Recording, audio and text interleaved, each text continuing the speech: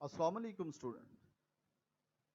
Integral and integration, इस topic के अंदर हमें फाइंड क्या करना है, हमें ये देखना है कि जो पीक्स हमारे पास स्पेक्ट्रास के ऊपर आती हैं, क्या वो पीक्स हमें जस्ट जो टाइप्स ऑफ द हाइड्रोजन वही बताती हैं, या वो हमें नंबर ऑफ द प्रोटॉन जो एक डिस्टिंक्ट टाइप के हैं वो भी उनके बारे में भी कोई ना कोई आइडिया देते हैं।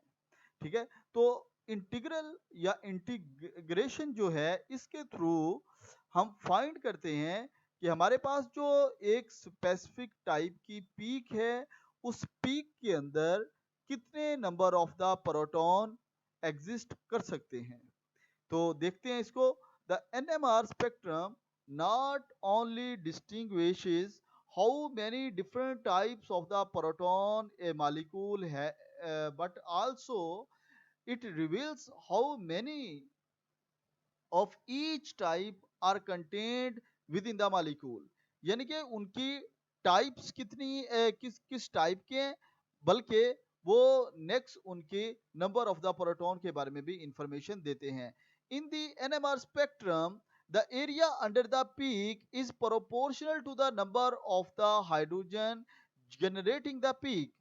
एरिया अंडर द पीक वो बताएगी कि नंबर ऑफ द प्रोटॉन कितने हैं।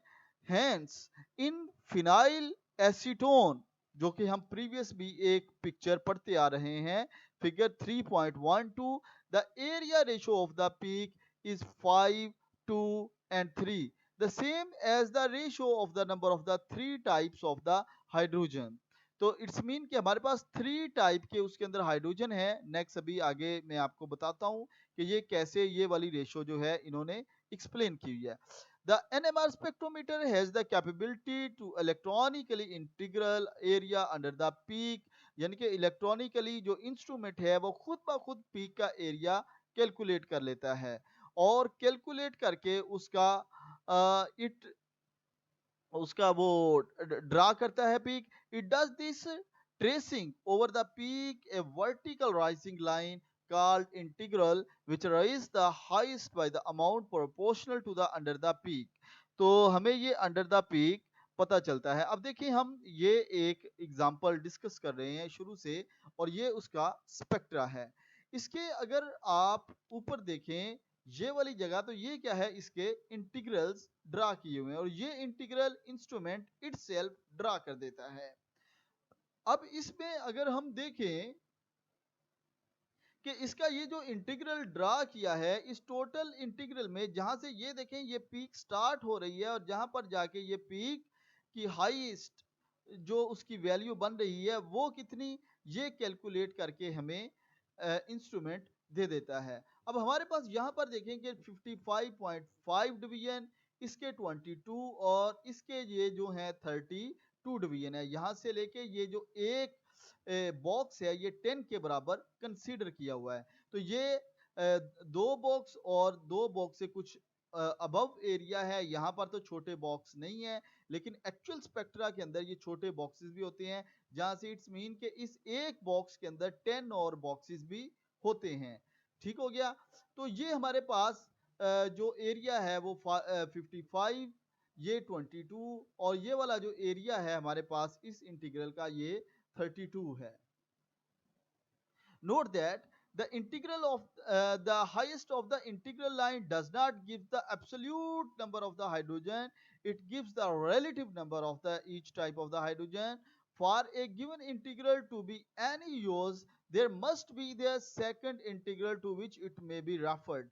Benzyl acetate provides a good example in this। The first integral rise for the 55.5 division on chart paper, and second 22, and third 32.5 divisions। The number of the relative one can be find in this ratio। तो इस तरीके से उसकी ratio find की जाती है। कैसे कि जो हमारे पास तीन डिवीजन आई थी 55.5, 22 और 32.5, हम जो इसमें से स्मॉलेस्ट नंबर होता है उस स्मॉलेस्ट नंबर के ऊपर इन तमाम वैल्यू को डिवाइड कर देते हैं। जब हमने स्मॉलेस्ट नंबर से इसको डिवाइड किया तो जो हमारे पास स्मॉलेस्ट नंबर वाली वैल्यू 1 आ गई, और जो इसके कंपैरेटिव वैल्यूज आई वो 1.48 और 2.52 आई।